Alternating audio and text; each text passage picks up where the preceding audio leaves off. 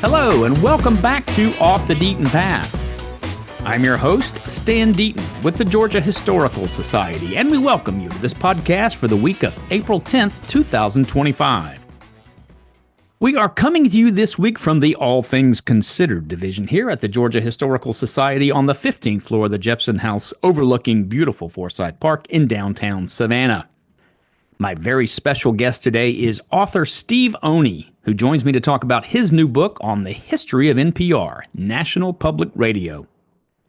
Steve Oney graduated from the Grady School of Journalism at the University of Georgia, and he was also a Nieman Fellow at Harvard University. He worked for many years as a staff writer for the Atlanta Journal-Constitution magazine, and he has also contributed articles to many other national publications, including Esquire, Playboy, Premiere, GQ, and the New York Times Magazine. Steve's first book was entitled And the Dead Shall Rise, The Murder of Mary Fagan and the Lynching of Leo Frank, published by Pantheon in 2003. It is the definitive and groundbreaking book about one of the darkest episodes in Georgia and indeed American history.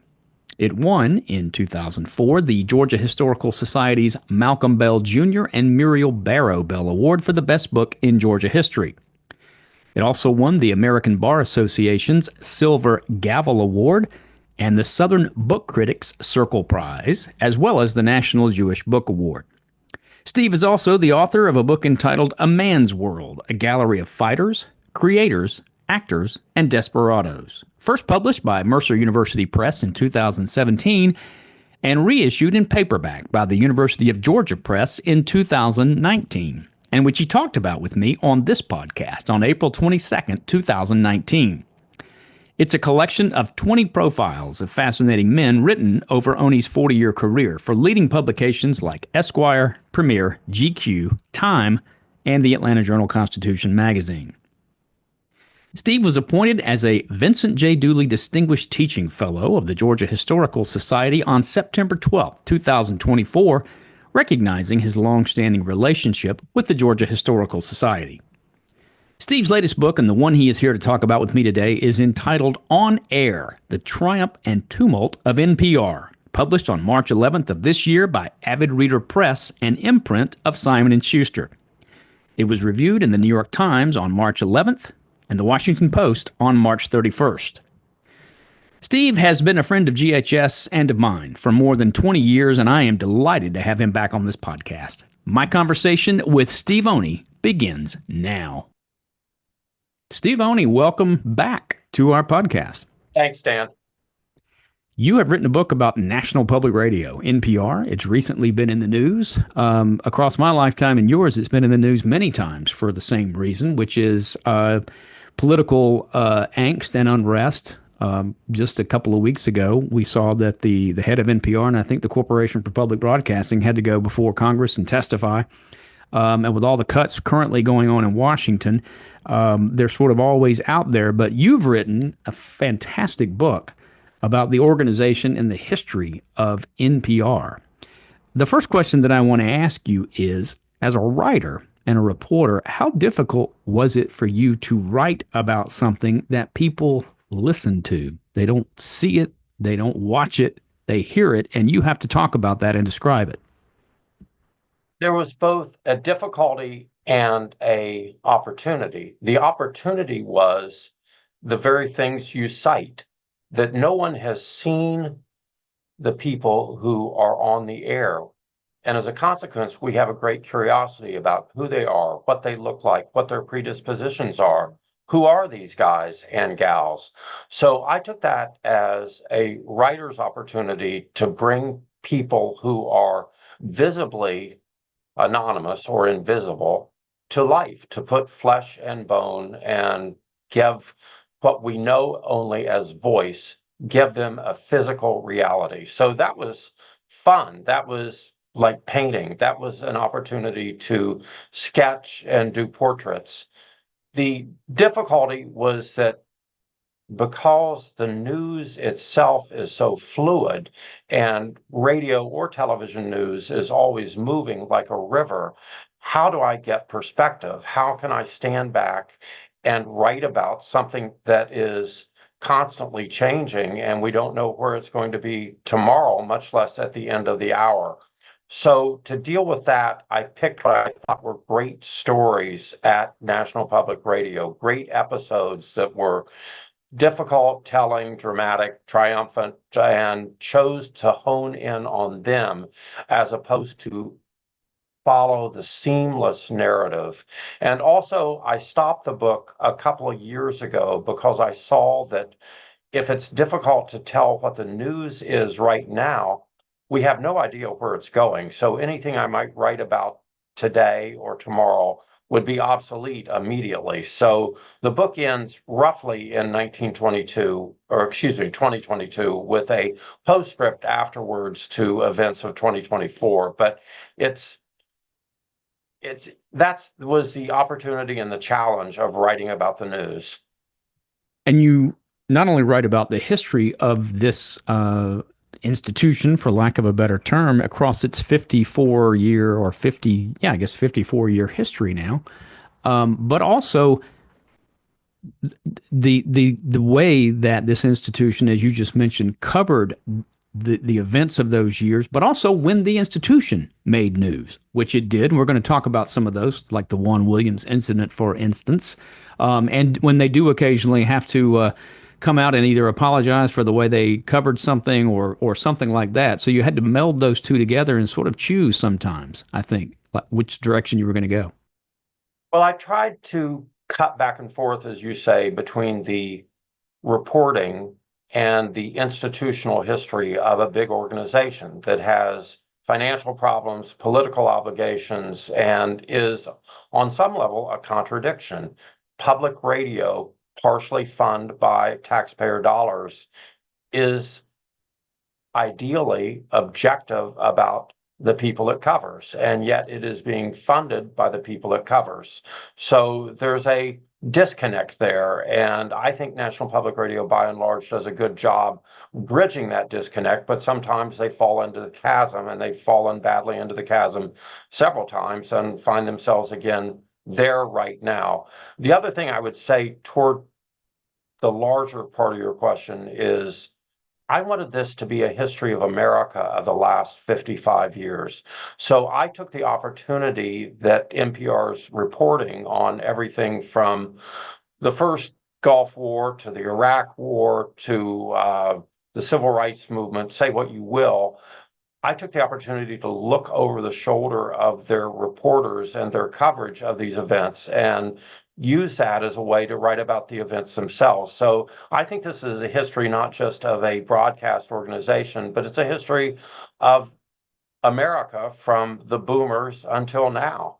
And NPR is very much a boomer creation. This is the 1970s and 80s. It originated there. So many of the sympathies and many of the ideas and much of the idealism behind NPR and still in NPR comes from this boomer generation.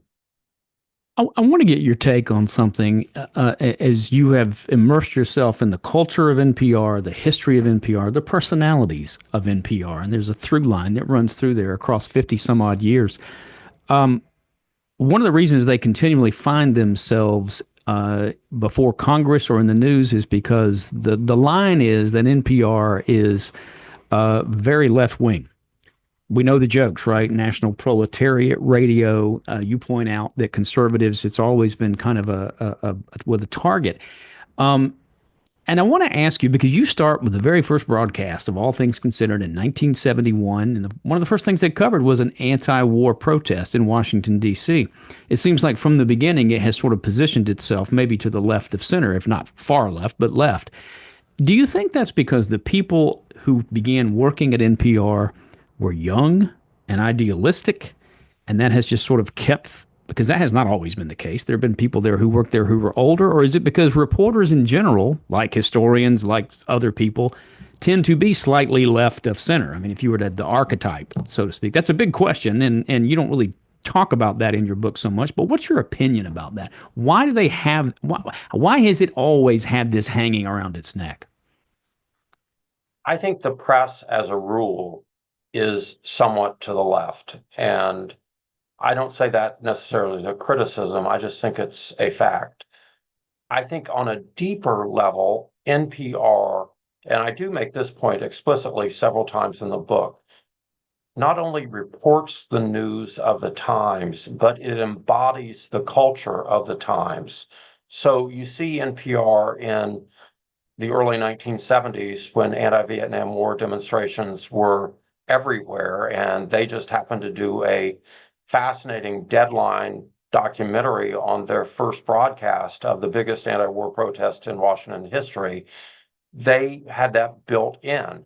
But then NPR became, as the 70s went on, caught up in what Tom Wolfe called the me generation. There was psychologists brought in to steer the coverage and make it supposedly more ecumenical. That also would tie into a liberal cast. But by the time you get to the 1990s, it's much more conservative. Its coverage of the first Gulf War was, in fact, written up by the left as being jingoistic. And the news director of NPR at the time, a man named Bill Buzenberg, he said, we're not interested in being the broadcaster of resistance. We're interested in being the broadcaster of record.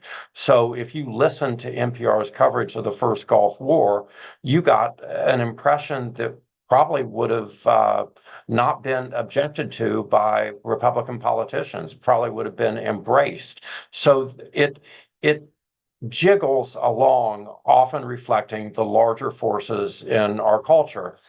But occasionally it misses, and it missed badly during the Juan Williams episode. Juan Williams was hired by NPR after he had been a commentator for Fox News for 3 years. He was hired explicitly to bring this conservative point of view to the network because NPR wanted a conservative commentator. But be wary of what you wish for. They get him, and the powers at NPR are not receptive to his kind of brisk and occasionally brusque, but always, I thought, literate critique. And he was ham-fistedly cast aside. And then NPR found itself in what I write as one of the first great battles of the culture war, which was, the culture war had been brewing for some years, but the Juan Williams fight, which put NPR in conflict with Fox News and the Republican Party, was, in my estimation, and is, in my estimation, the first true battle of the culture wars, which is the mainstream media, and NPR by that point was very much the mainstream media, versus Fox, versus cable, versus different social media outlets for news. And it just so happened that at that same moment, our idea of objective, truth-telling journalism was under attack. That we had moved from a nation that could very comfortably, during the 1970s, accept Walter Cronkite signing off on the CBS Evening News with the line,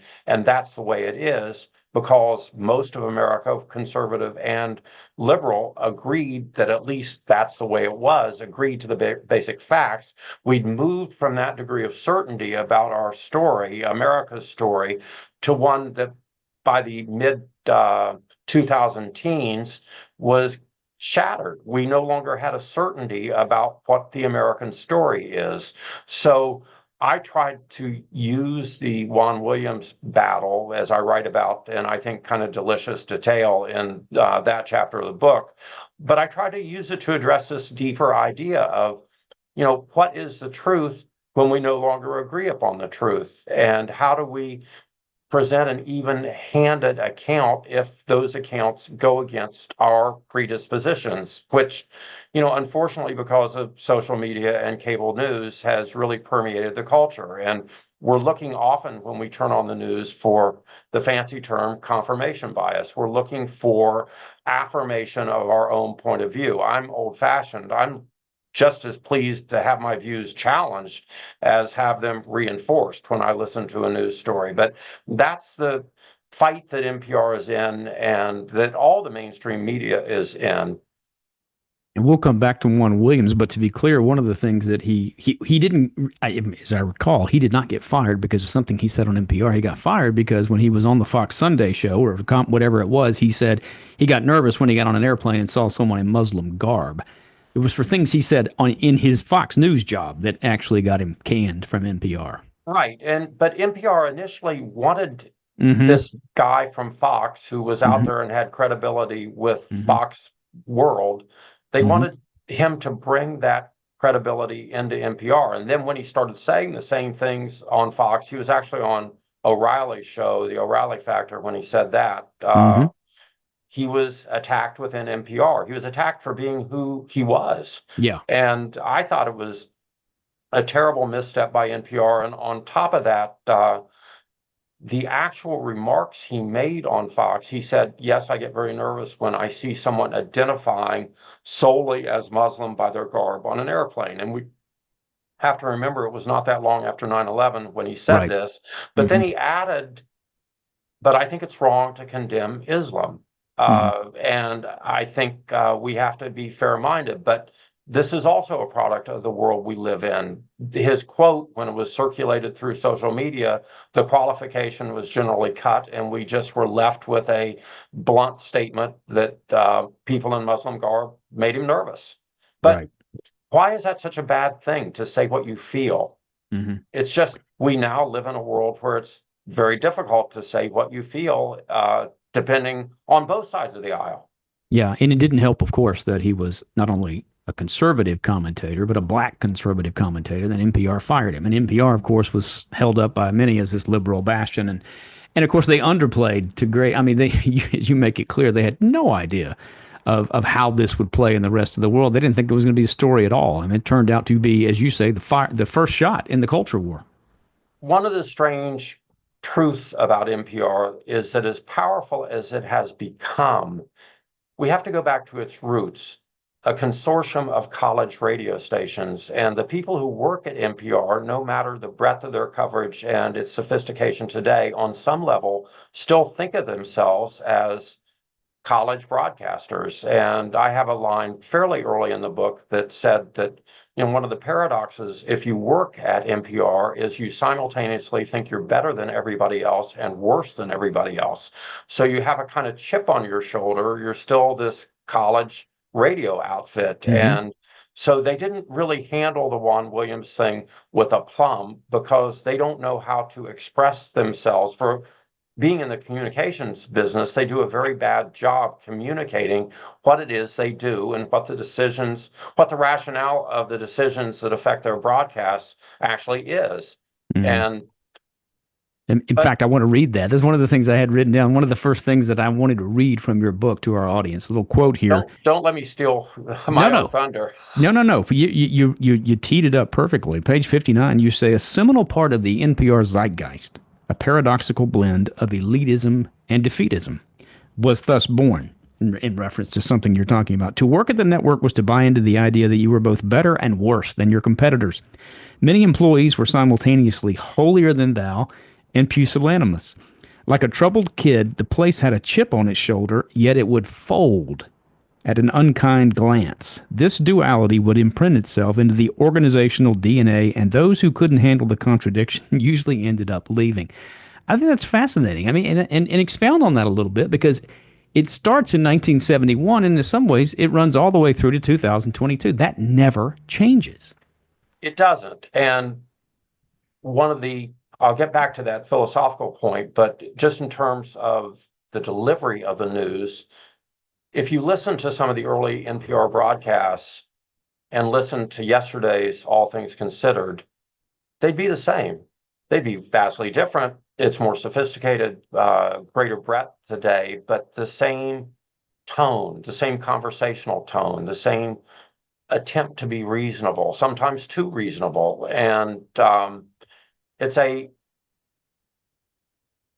but with that comes this feeling that the network itself, while it's got a huge listenership, a gigantic listenership, does not really have the muscle or the respect that it would like. And I thought we saw that they make a lot of mistakes. I'm jumping around. They shoot themselves in the foot. Their current chairwoman, Catherine Mayer, unfortunately has this trail of tweets attacking President Trump, attacking Governor Abbott of Texas.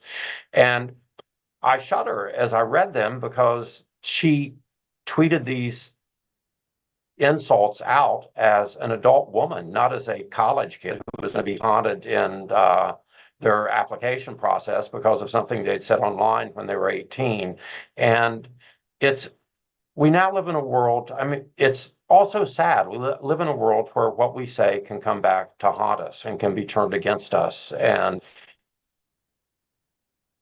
the truth about NPR, though, is that despite all this, despite the weaknesses, despite the maladroit politics and sense of public relations, it is still, when you turn it on, very, very good. And here we are speaking in early April of 2025. The last 2.5 months have been extremely eventful, and I found myself listening to NPR a lot.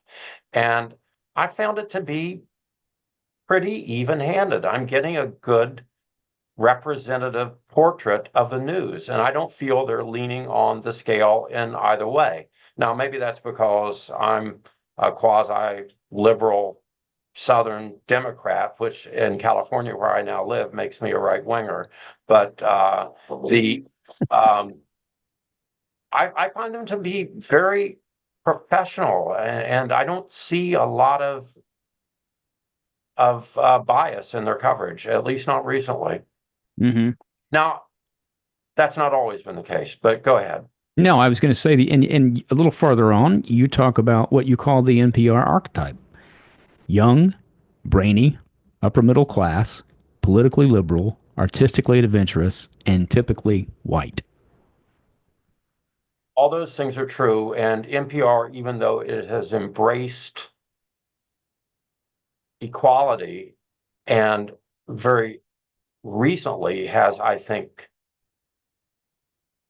gone too far into DEI to the point where they had to keep a computerized registry of the races and gender of everyone they interviewed, which I think is strangling. The news shouldn't matter what your race or gender is. The news is the news. But all that notwithstanding, NPR did not hire a lot of Black people through the years, and few Black executives, few Black anchors. And I homed in the book on some of the confrontations that happened between white reporters and Black management and Black reporters and white management. And, the stories are, I think, dramatic. I think they're, but it's an issue NPR has never truly resolved.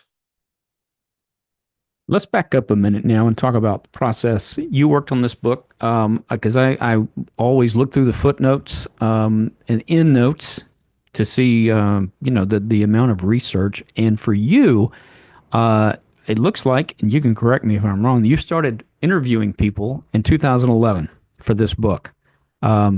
Maybe 14 years it took you that you were working on this? 15 years off and on. I did the first interview, in fact, in 2010, just when I had the idea that NPR might be a good story, that it was a good story hiding in plain sight. So I talked to a few people before I wrote the book proposal, and I'm glad I did. But yes, I worked on it for 14 years, and I interviewed at length 150 or so people, and some of those people multiple occasions. And then I spent a lot of time not looking through, that's too passive. I spent a lot of time camping out at the two premier archives of American broadcasting. One is the Corporation for Public Broadcasting archive at the University of Maryland, where they have all of NPR's official records, and that was a great source for me. And the other was the University of Georgia's Peabody collection at the Walter Brown collection at the University of Georgia libraries. And the University of Georgia, not surprisingly to me, but surprisingly to some, is one of the great resources of American broadcasting history. And Dean John Dewey, who started the Peabody Awards, was a pack rat.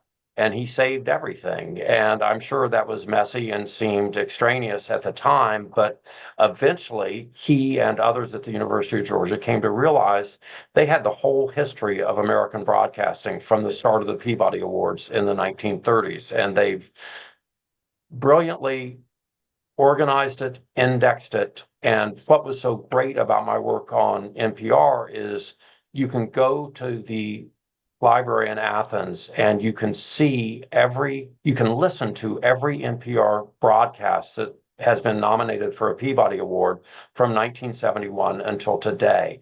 And it's digitized, you can hear it. And on top of that, the support material for every nomination is included in the archives. So you see the newspaper reactions to their stories. You see the interviews that the PR people at NPR did with the reporters explaining why they worked on this and how they worked on it. And yes, it might have been a false sample in that it was NPR at its best, but I'll take it. I wanted to see them at their best. And I spent a lot of time in Athens listening, reading, and just delighted that the University of Georgia had, initially by accident, but then by great care and foresight, amassed this trove of broadcasting history. So I did a lot of interviews, and then I just spent a lot of time listening. Yeah, and if you're listening to this and you don't know what he's talking about, the Peabody Award is the highest award that journalists can win, broadcast journalists. And as Steve mentioned, John Drury at the University of Georgia, who had, by the way, when I was there and you were there, I should full disclosure, you and I both went to school there and are a proud alum of UGA. The Drury Reading Room in the journalism school was where you went to read newspapers from across the country before you could read them online, and I did many afternoons, spent many happy hours there. But you're right, every program on radio and television that was nominated for a Peabody got sent to the University of Georgia, and they are archived there. So even with the ones that won and the ones that didn't, they're all there as part of that archive. So I know that you did a ton, and you mentioned 100 and something interviews with people. And you wear all that lightly in the narrative itself. You have to go back into your notes to see that you talk with these people.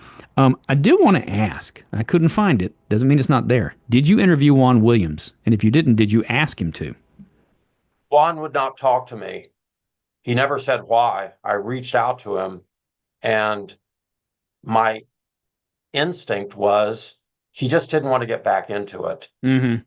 That he didn't see an upside. He was either going to sound like a sore winner or a sore loser, neither of which would be good. To my good fortune, he wrote a memoir of what happened called Muzzled. And I was able to quote from his memoir his account of what happened at NPR and his feelings about it. So it was as if I had interviewed him. I would have loved to have talked to him. He's a smart guy. And, the strangest thing is, even though he's a conservative Black man, his reporting history is rooted in some of the best works of civil rights history we have out there. He wrote the book for Eyes on the Prize, the companion book for the PBS broadcast. And so he, I think, has a very even-handed account. He just was a provocateur and a little too hot for NPR. He would say things because they were snappy and feisty, and the last word on the Juan Williams misadventure was on Jon Stewart's Comedy Central show, where first one of the reporters said, Juan Williams got fired because he was too interesting for NPR. He said things that were too interesting to air on NPR. And then the host, Mr. Stewart, said the way NPR defended itself in this fight was to bring a bag of David Sedaris books to a knife fight. And it was a great line. And I've got to back up to say David Sedaris really became David Sedaris because of NPR. He started doing segments for Ira Glass when Ira Glass was a Chicago-based local broadcaster and had a show called The Wild Room there, which eventually became This American Life. But they were so good that Morning Edition started airing them as segments, and they became so popular on Morning Edition, especially the initial segment about a Christmas elf at Macy's. Sedaris had worked as a elf in a Christmas tableau at Macy's, and suffice to say, there were many misadventures, and it became so popular that NPR aired it every year for a while at Christmas time. So, but suddenly NPR, after Juan Williams, found itself in a battle with people for whom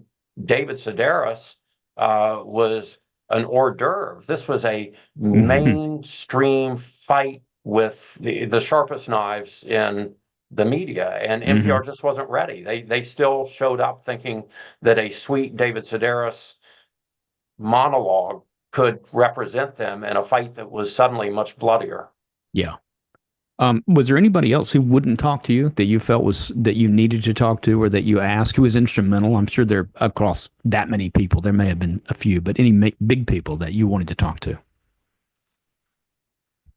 I can't think of anyone right now. I set out to talk to the founders of NPR at the top of my research. I interviewed this man, Bill Siemering, who was the first programming director of NPR and invented All Things Considered. He created the show. And I spent maybe 4 days talking to him very early in my research. At the same time, I spent several days talking to Frank Mankiewicz, who was the second great figure in NPR history, the former press secretary to Robert Kennedy, the former campaign manager for George McGovern.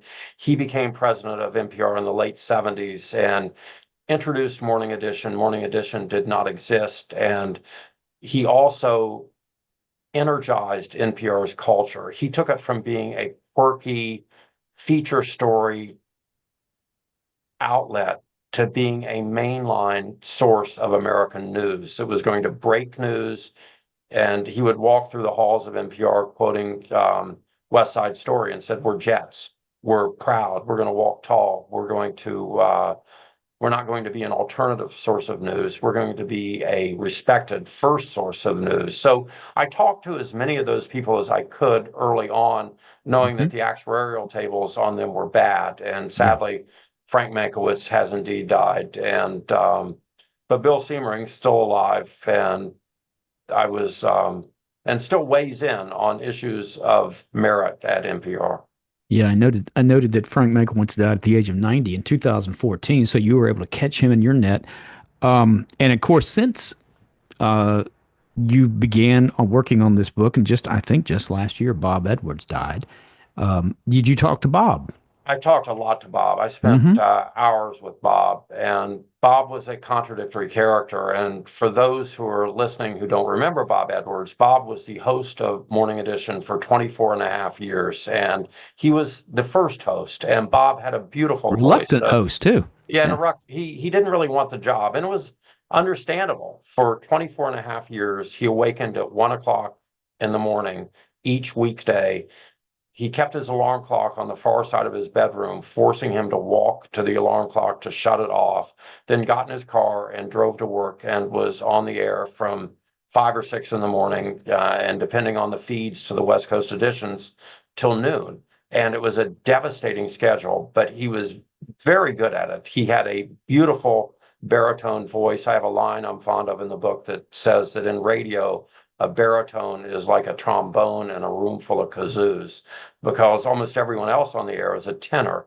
And in those days, when people listened to radio news from their clock radio, their alarm clock, Bob was a comforting voice to begin your day with. And Bob was a Southerner. He was folksy. Prior to working on Morning Edition, he'd been the co-host of All Things Considered with Susan Stamberg, who's another person I was very privileged to spend a lot of time with. And Bob was such a contrarian and such a nonconformist that he was the only broadcaster, the only host of a national news show in America to drink on the air. He would drink a Schlitz Tall Boy during every broadcast, and he called it the perfect 90-minute beer. He would pull the top on it at the start of the broadcast and toss it into the waste can at the end, which to me shows great restraint on Bob's part. But And to be fair, that was when he was the host of All Things Considered, when he right? was host, yes, In the he was afternoon. stone sober on coffee in the morning. But he was another person who left. I didn't use the line in the book, but as I was writing the book, I certainly was thinking that NPR is a place that, even though it sounds very civilized and everyone is very dulcet voiced and conscientious and refer to one another as colleagues, no one retires from NPR with a gold watch, or very few do. It is a tough business. The news business itself is tough. There aren't many safe spaces in news. If you get into news, you expect to be jostled. You expect to have your stories briskly edited, your assumptions questioned. And at NPR, it is perhaps even a little tougher because, unlike in commercial broadcasting, where most everyone is in it for the money, at NPR, most everyone is in it because they believe in it. It's a venue for them to do good, comprehensive stories that are longer and more complex with greater context than what you hear on commercial news. So again, that ties into the zeitgeist of NPR, the notion that they're simultaneously better than and worse than others. But when you're there because you choose to be. And when you have that degree of emotional and professional investment, things are more serious. Disputes are not just about money or about a difference of professional opinion. Disputes are very personal because people are there for personal reasons. That's why it's so good, but that's also why I think sometimes it takes off on tangents that might be rethought. I was really surprised to learn that, as good as Bob Edwards was, until 9/11, he primarily relied upon pre-recorded segments. He did not like being live, and in fact wasn't very good at it. Wasn't good on his feet, and resisted going live on the morning of September 11th. Yeah, that's a very dynamic part of the book and surprised me too. But when the first plane hit, I believe, the North Tower a little before 9 o'clock that morning, Bob leapt into Morning Edition, which was on, and gave a 30-second bulletin. Then he walked out of the studio, walked down to the street, and lit up a cigarette and just stood there. So for 45 minutes, NPR did not cover the biggest American disaster since Pearl Harbor. And meantime, the broadcast television networks went wall to wall with live footage of the burning towers, of the second plane's impact, of the plane's impact into the Pentagon a few minutes later.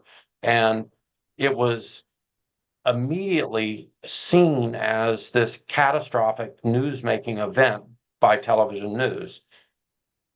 Morning Edition didn't get it, in part because of Bob's recalcitrance. He didn't like live news. In fact, he resisted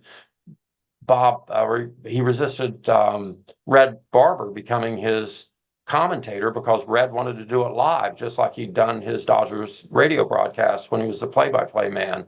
And so there was that, and there was also this sense that Morning Edition was a stately foundation to your day. They would give you these beautifully produced 9-minute feature stories, often about some fascinating but quirky part of the culture in a distant part of America or the world, and they were irresistible. But to people who wanted NPR to have a higher news metabolism, they were derided as 9-minute sausages. And that's what what Morning Edition aired. And as a consequence, they were paralyzed on the morning of 9/11. And it was the beginning of the end of Bob Edwards' career as the host. And some station managers were so angry at him that they just dropped NPR's coverage and put on the audio of CNN so they could at least have something that reflected the terror and the immediacy of what the country was going through. One of the things you also note is that NPR, because it didn't want to be CNN, kind of resisted covering international events, especially live, for a long time. Part of it was budget, but part of it was philosophically. But obviously, the two Gulf Wars kind of broke that down. And you spend a lot of time talking about Anne Garrels, who, of course, was the Baghdad the correspondent. And it seems to me that nearly destroyed her. It did. The Anne Garrels story was very difficult to report and extremely difficult to write. And I'd heard about it, and people would tell me, on the one hand, you must look into this. It's a great story. Someone told me it's the greatest unreported story from the Gulf War. But others would say, you got to stay away from this. This is going to be hurtful to all. And what you need to know about Anne Garrels is Anne Garrels was the only American broadcast reporter to stay in Baghdad during shock and awe. All the network reporters, all the cable reporters left. It was too dangerous. She stayed in a hotel room at the Palestine Hotel, filing stories in the most difficult and dangerous environment. And as a consequence, NPR owned broadcast coverage of the Iraq War. There was no other broadcast coverage. And the only other two reporters who remained were a reporter from the New Yorker and a reporter from the New York Times, but no one from electronic media. Then when the United States declared victory prematurely, Anne Garrels went off and wrote a memoir called Naked in Baghdad, which was very juicy and gossipy because she revealed that quite often, in order to avoid Iraqi censors, she would lock herself in her room and send her broadcast back to New York naked because she hoped that if the censors pounded on the door, she could say, I've got to throw some clothes on, give me a minute. And during that time, she could hide her broadcast equipment, which was not registered with the Iraqi Ministry of Information. So it made her in violation. She would have been expelled. Anyway, the United States declares victory, and then the war gets very messy, and we have 8 years of recrimination and violence and Shia versus Sunni, United States coalition versus Shia and Sunni, bloodshed and danger, reporters being the targets, no longer collateral damage, but the actual targets of terrorists. And Anne stays, and she stays, and she stays, and she stays, and she starts to drink, and she has a breakdown. And she leaves the Bureau in a very horrific, difficult scene where the city is under curfew and she commandeers an Iraqi driver to take her to the airport to get her out. And it's a awful end to a glorious career. And yet I think, as I hope the chapter comes across, as I hope it's written, she's a heroine of news broadcasting. She's one of the greatest reporters ever at NPR and one of the greatest war reporters of the 20th century in America. So when I started working on it, I courted her. She was initially wary, and then she invited me up to her home in Norfolk, Connecticut, and we spent 3 days talking about these very difficult events in her life. And she was as honest as she could be about them, even though she was still shell-shocked about them 10 years later. So that's a big set piece near the end of the book, this chapter. And what makes it also very important is that prior to the Iraq War, Joan Kroc, the widow of Ray Kroc, who founded McDonald's and one of the richest women in America, is deciding to give somebody in public broadcasting a lot of money. She doesn't know who. It could be PBS, it could be NPR.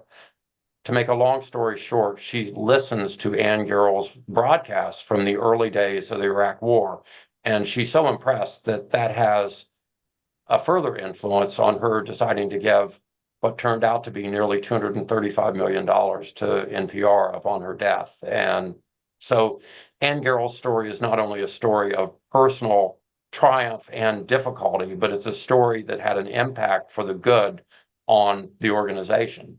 And it was complicated to put it all together, and stressful to write because I wanted to tell the story as dramatically as possible. And yet I wanted to be respectful to Anne Garrels because what she went through was very, very difficult. You raise a couple of issues there, and it's a terrific chapter, Steve. It's really Thank you. it's probably the best description that anyone is likely to find of why reporters get PTSD, how doing their job affects them. There's a couple of things there I wanted to ask you about, and we'll come back to them. Joan Kroc, but also writing about people who are still alive, who are you knew would probably be reading this, and we'll come back to that. But before we do, while we're talking about these personalities, outsized personalities at NPR, I want you to talk about the troika, the three powerful women. NPR alone of media companies, media outlets at that time, in the mid 1970s, had three very powerful women. Talk about them. Did you interview all three of them? Yes, I interviewed all three of them. And, Mm. sadly, Cokie Roberts is now dead, but Yeah. Nina is still working Mm-hmm. unbelievably. She must be 90 now, still covering the Supreme Court. Linda Wertheimer has not been on the air for a while, but Yeah. Who are the three, just for our uh, listeners? Linda Wertheimer, Nina Totenberg, and Cokie Roberts, and they were known Mm-hmm. as the Troika. They were sometimes known by even less flattering Mm-hmm. appellations, which they took as compliments because they were unapologetic about being powerful and being assertive. And they arrived on a staggered schedule at NPR. Linda Wertheimer was one of the first people hired at NPR, and it's fascinating the way she was hired. She had tremendous education, Wellesley. She'd worked at the BBC, but Bill Siemering hired her because her dad owned a small grocery store in New Mexico where she worked at the counter writing down phone orders and helping him package up meat and vegetables. And Bill Siemering said, that's exactly the kind of person I want at NPR. Your Wellesley education, great, but I want somebody who has worked at a small family business. So she was there first. Then Nina came, who was a refugee from print journalism and the daughter of a virtuoso violinist. Nina was a hard ass from day one. And then Cokie Roberts, more sophisticated, the wife of a New York Times reporter, Steve Roberts, and the daughter of two Democratic congresspeople, Hale Boggs and his wife. She rounded out the picture. And so Nina was covering the courts almost from the start. Linda and Cokie were covering federal government, the Congress. And when Frank Mankiewicz came to the network, he realized that he wanted NPR to be this powerful voice of Washington. He wanted to cover everything in Washington. And he saw that these three women were who he could hitch his star to. They were ambitious, they were talented, and basically he just let them go. He said, I want you to go out and do your very best. And Linda Wertheimer covered live the Panama Canal debates in Congress. It was the first time any broadcast organization had reported live from the floor of the Congress. And Nina broke many stories about the Supreme Court. And Frank hitched his wagon to their ambition. And so it was a perfect confluence of a very ambitious, foresightful network president, Frank Mankiewicz, and three talented women who were vying to become part of Washington broadcasting. And one of the reasons they were there is NPR didn't pay very well. They were doing jobs that would have, had men been doing them, they had been at twice the salary. And it was a confluence of events. And the only downside was Frank Mankiewicz gave them so much power that they worked outside of channels. So people who were titularly vice presidents and executive producers were bypassed by these women who, if they had a problem, they didn't go to their supervisor, they just went to Frank. And Frank gave them the thumbs up 90% of the time. But Mm-hmm. they were formative. And the fourth woman, who was just as powerful but different because she was a host and not a reporter, was Susan Stamberg. Susan Stamberg is one of the greatest interviewers who's ever been in American broadcast journalism. And her only peer is, I believe, Terry Gross. And Susan was doing it under a much more difficult situation where she was often using a telephone to reach out to people. There was no fancy in-studio interview. She was doing these wonderful interviews on the fly. So these four women built NPR. And three of them are still alive, and I was lucky to spend time with all four of them. Mm-hmm. Susan Stamberg, especially generous to me. I consider Susan Stamberg a friend now. She was very, very helpful. I was going to ask if you knew any of these people that you've mentioned that you entered. Did you have a relationship with them at all before you reached out to interview them for the book?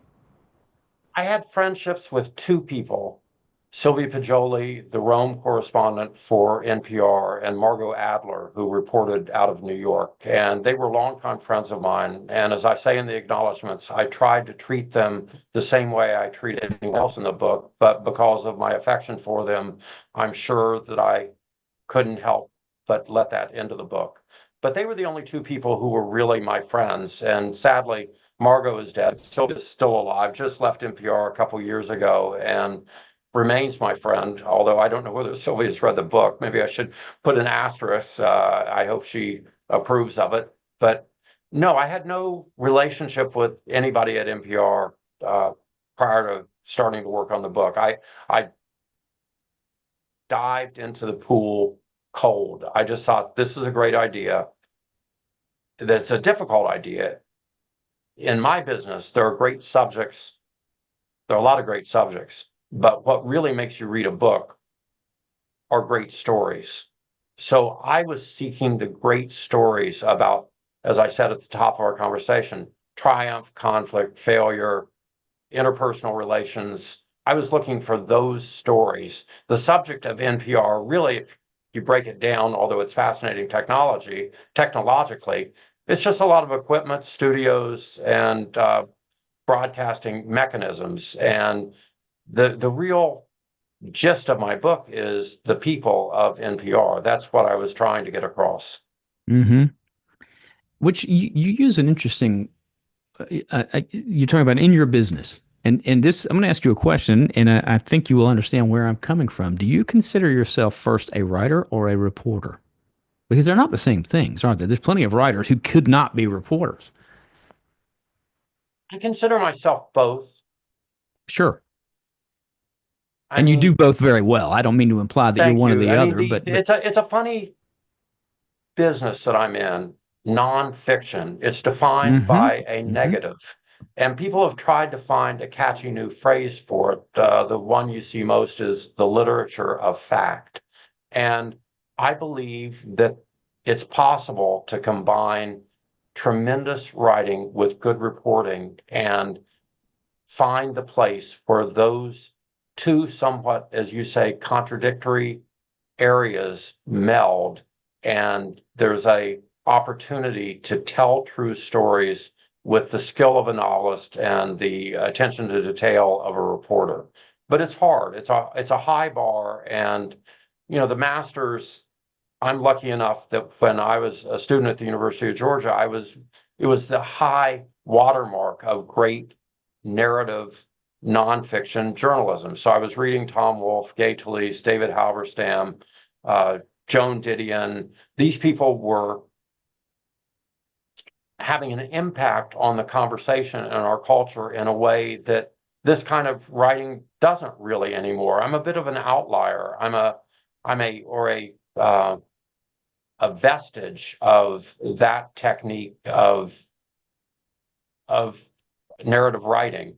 And I think we're seeing less and less of it. As I was talking about radio journalism we now live in the stovepipe era where people seem to have a point of view. I think if you look at the bestseller list today, many books start off with a premise, and the premise leads to an argument that the writer supports, even if very subtly and very masterfully, as many of these writers do.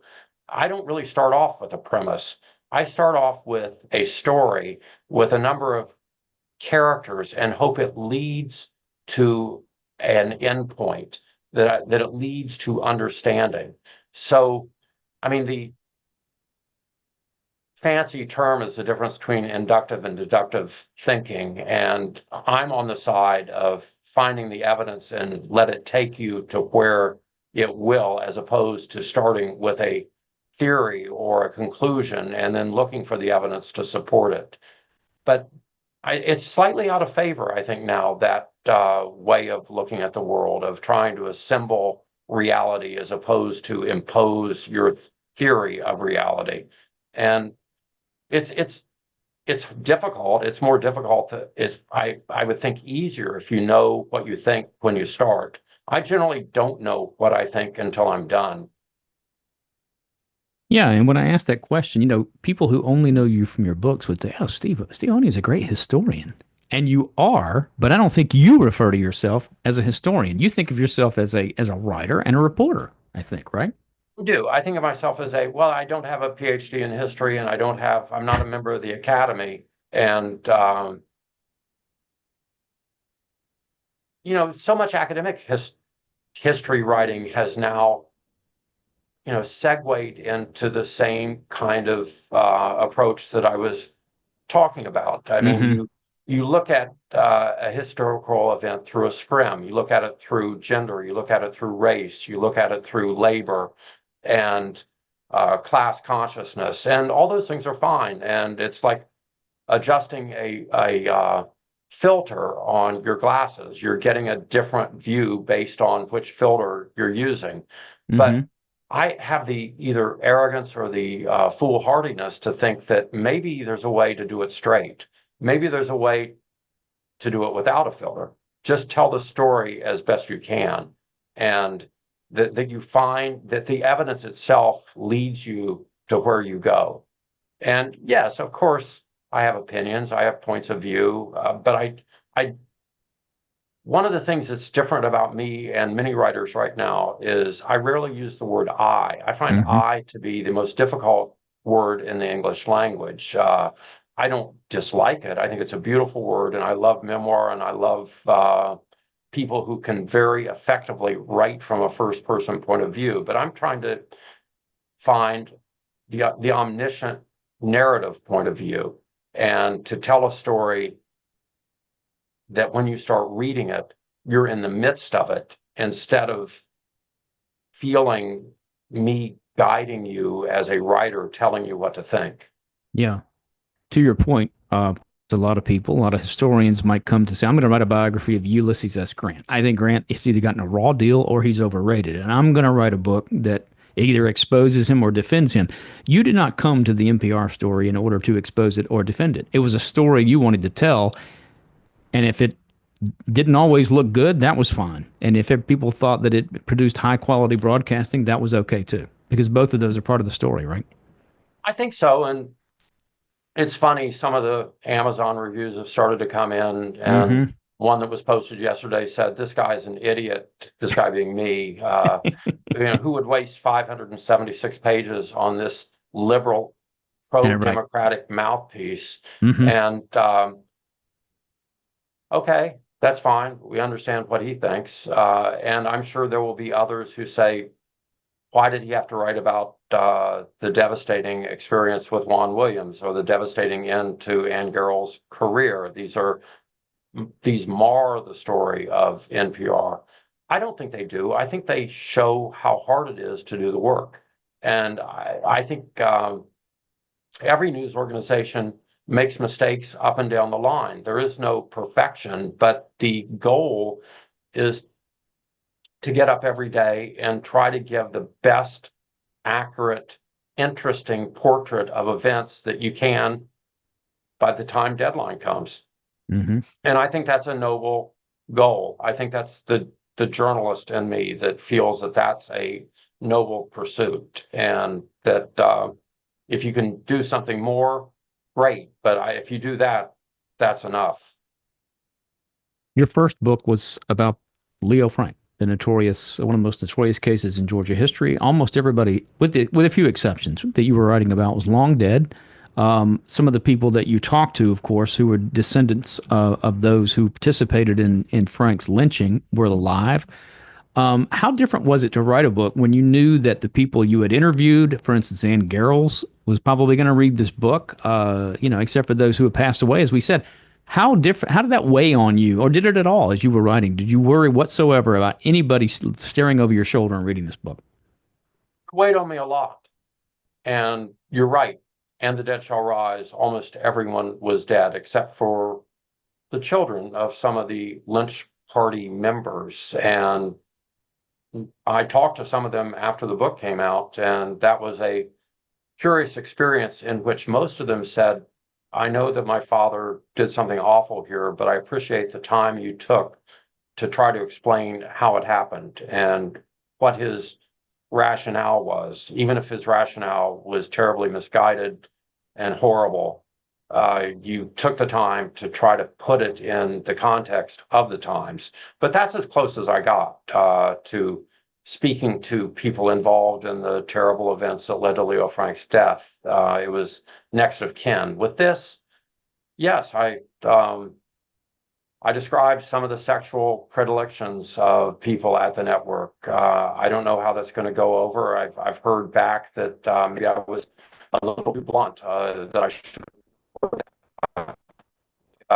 heavy drug use in the early 1980s at NPR. And, I was very, and still am, somewhat on tenterhooks about the response to that. Although I believe, as you read the section about drug use at NPR, much of it wasn't recreational. Much of it was to try to, with cocaine, to focus their attention on editing and the business at hand. Sigmund Freud used it too, so why not them? And also, much of it was just the era. As I said, NPR always embodies and reflects the times it's in. And suddenly, the cocaine period ended at NPR. It was not an epidemic. It was just another moment at NPR. And NPR is, in its many interior incarnations, reflected the society outside. And that was, very much the world of early 1980s America. You couldn't go anyplace and not see it. But yes, it's hard writing about, I'm a sensitive person. And I mean, you say that and you wonder, why does he have to tell us that? But I also do really worry. I take it to heart, like how are they going to feel about this? I wrote a story that's in my collection, A Man's World, about a high-end con man who defrauded people in New York, Los Angeles, of millions of dollars. And I can remember as the deadline was approaching, and this guy was really ruthless and cared not a whit for the horrible impact he had on the people he swindled. And I was talking to the editors. Have I been too hard on him? Who speaks for him? Where is his rationale? What is his, have I done a fair job representing him too? Because there's a rule that an old-time editor once told me that I think is very true. You have to love your villains. You have to be fair-minded in describing both sides of a fight. And that's an old-fashioned virtue that I think has disappeared, but one I still believe in. And but yes, I'm very aware that these people are alive and they're reading it and that they may find it disagreeable. Have you done an interview on NPR yet? NPR has largely kept me at arm's length. I was on the WAMU show 1A, which is syndicated by NPR. I was on live with Jen White, the host, two weeks ago, and it was wonderful. She had me on for an hour, along with taped interviews she'd done the day before with Bill Siemering, the original programming director. I was on a great NPR show here in Los Angeles last week called Air Talk. So I'm getting on some of these stations' shows, but the network itself, I don't know whether they know what to make of me or of the book. And funny thing, one of my colleagues at Simon & Schuster, which owns Avid Reader Press, the imprint that published my book, he said, you're going to find yourself in an unusual position. You've written this book that's quite tough on NPR in places, but at the heart of the book, the gist of the book, is an argument for NPR. This book is an argument for why this kind of news gathering and presentation matters and why its successes are so great and its value is so profound. And he said, you're going to find yourself in the position of supporting them. And in fact, I wrote an op-ed piece for the LA Times a couple of weeks ago defending NPR as it goes into these fights with Elon Musk and others who want to destroy the Corporation for Public Broadcasting. And it'll be interesting to see how it plays out. That's a very benign way of saying it. The last serious threat to NPR came from our fellow Georgian Newt Gingrich, who in 1995 uttered the line, zero the Corporation for Public Broadcasting out. He wanted to destroy the entire budget. And an unexpected reaction occurred. When he announced this plan, people in small towns with NPR member stations all over the country reacted by saying, he's trying to destroy our station. He's trying to destroy our station in Nebraska. He's trying to destroy the only thing we can listen to in this big rural part of Oklahoma. That he's coming after us. He's not coming after big government. He's coming after the delivery of news in rural communities. Mm-hmm. And unfortunately, what's changed between now and 1995, when Newt Gingrich tried that, is that news, as I say, is stovepipe, and people get it from different online or social media sources or cable. So the idea of a network covering the entire country seems a little anachronistic today. Except, and I hope NPR plays this card in its fight, we're now seeing the disappearance of small town newspapers, of medium city newspapers. You don't get up in the morning and have a sense of how the day before went or how the next day might play out unless you turn on NPR. And I still think it has great value in a moment in American journalism when we're losing local newspapers and we're losing the continuity and the cohesion that gives to our society. So I hope NPR plays that card strong in the coming fight. And in my piece for the LA Times, I harked back to the Juan Williams fight and the funny Jon Stewart line. I said, whatever happens next at NPR, don't bring a bag of David Sedaris books, bring a knife. Mm-hmm. And I don't want to get down to the weeds of NPR's funding and where it comes from and all this other stuff, but about 20 years ago, I think it was, maybe a little longer than that, but I think it was maybe even not that long ago. You mentioned Joan Kroc. She left what amounted to $234 million to NPR. About 194 million of it went into the NPR endowment, and they used about $40 million. So, that someone reading your book and reading that would say, and I've read somewhere, NPR only gets 1% of its funding from the government. I know some of it comes from, quote, member stations who get funded by the government, the Corporation for Public Broadcasting. But is NPR safe? Is it just a matter of, well, it might have to fire a few people if Musk does get if he goes over to the Corporation for Public Broadcasting and fires most of the people in there, is NPR going to survive because Ms. Kroc made sure that it would? Great question. And it's a question also facing American universities as people on the right are attacking their sources of government funding and government research contracts. Most of the great liberal northern schools have very healthy endowments, but the management of these endowments is conservative, and there are percentages of how much you can effectively draw down, what you do with it, what degree of the interest you put back into the business. There are best practices about all this that I think NPR will be facing if the Corporation for Public Broadcasting is indeed, if the budget of that corporation is indeed shriveled or cut apart entirely. When is it time to start using your endowment to stay alive? I mean, in best practices, you never want to use any of it. You take a certain percentage of the interest that you hope, if you've invested wisely, you're earning every year, and you leave the rest alone. So that will be a big imponderable. I'm sure NPR people inside its business offices are talking about this, but I haven't read anything about it. I've just read stories mostly about universities, about what they might do if they lose major government contracts. Yeah. So quickly, you did all these interviews, and did you write as you researched through the last 14 years, or did you do all this stuff and then stack up your note cards and then say, chapter 1? I wrote as I researched. And I wrote the first chapter of the book, which is called The Philosopher King. I wrote it first. Mm-hmm. But then as I got to the end of the book, I was writing out of sequence. The last chapter of the book I wrote, taking its title from Jimmy Breslin's great nonfiction book about the early New York Mets, Can't Anybody Here Play This Game?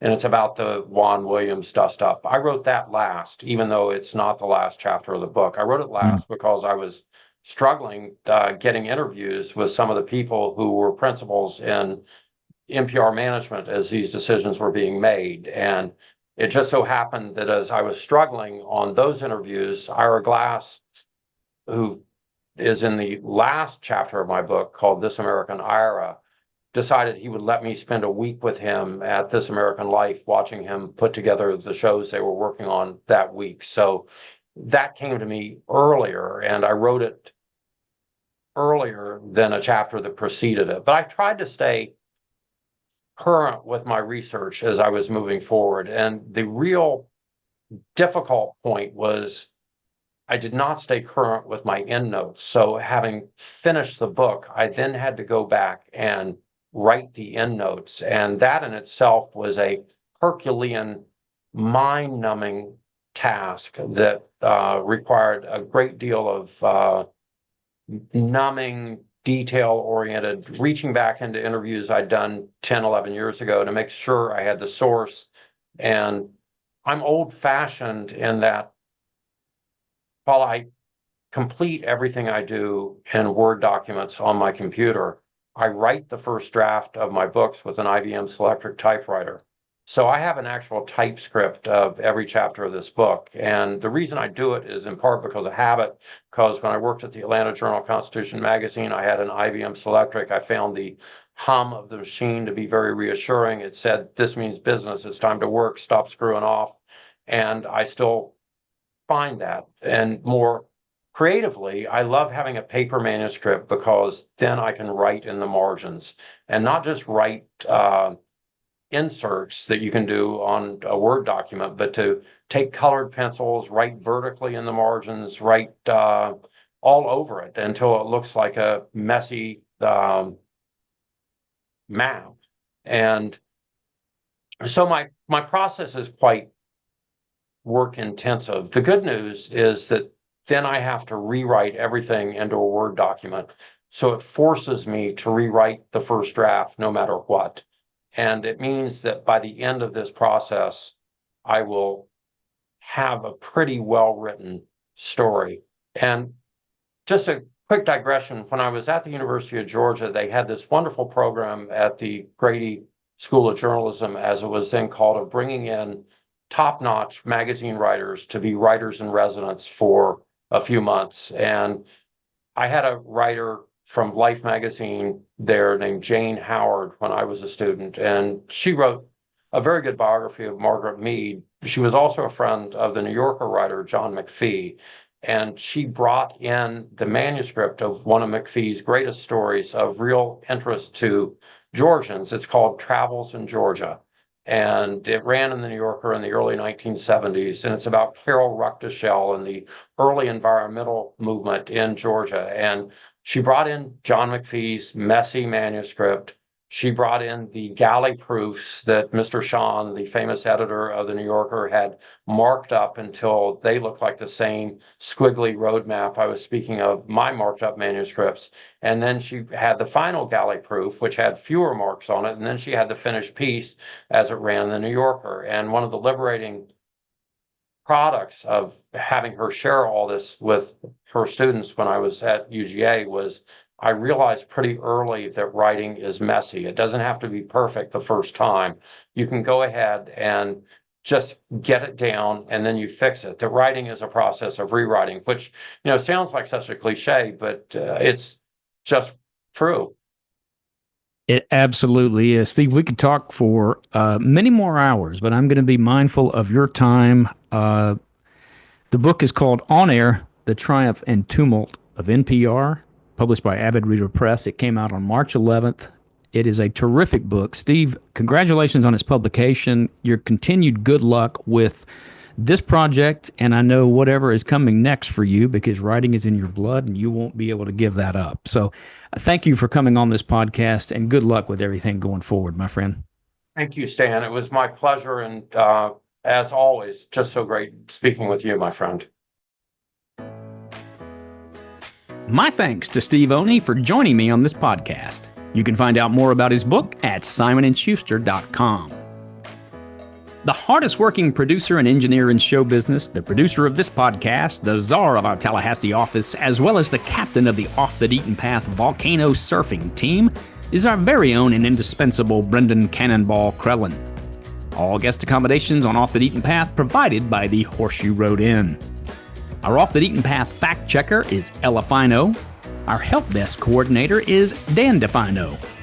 Our Italian conflict resolution specialist are Hugh and Mia Donagria. The Off the Beaten Path complaint calls specialist is Levon Hold. Our daylight savings time manager is Conrad Adenauer. Our audience data collector is Paul Murky of Murky Research, assisted by statistician Mara Genovera.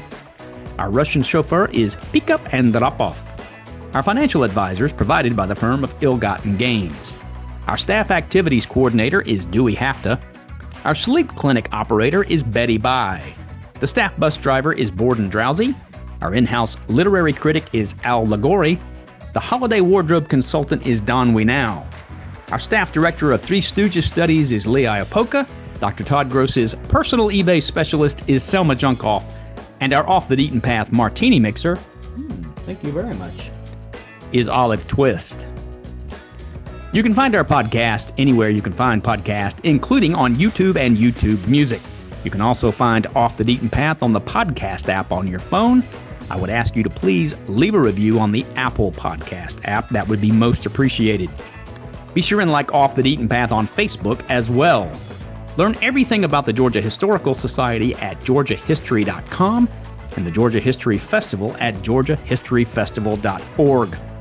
Please also visit the official Off the Beaten Path website at deatonpath.georgiahistory.com and check out my videos, my blog, and similar Freedom of the Press podcasts like this one. Stay safe, stay strong, and even though they burn their membership list every time they hear me say it, I'm Stan Deaton with the Georgia Historical Society. As always, thank you for listening.